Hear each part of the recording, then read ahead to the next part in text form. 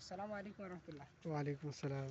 তো ভাই এই জায়গাটা দেখতেছেন না, হ্যাঁ, এটা হচ্ছে দেখতেছি তো। আমাদের দারুল উলুম দেওবন্দ মাদ্রাসা থেকে প্রায় 1 কিলোমিটার দূর, মাদ্রাসার পিছনের সাইড এটা। তো খুব সুন্দর একটা জায়গা, রেল লাইন। তো বিশেষ করে হাওয়াটা এখানকার খুব ভালো লাগে, যত রোদ্রই থাক তো হাওয়াটা খুব ভালো লাগে।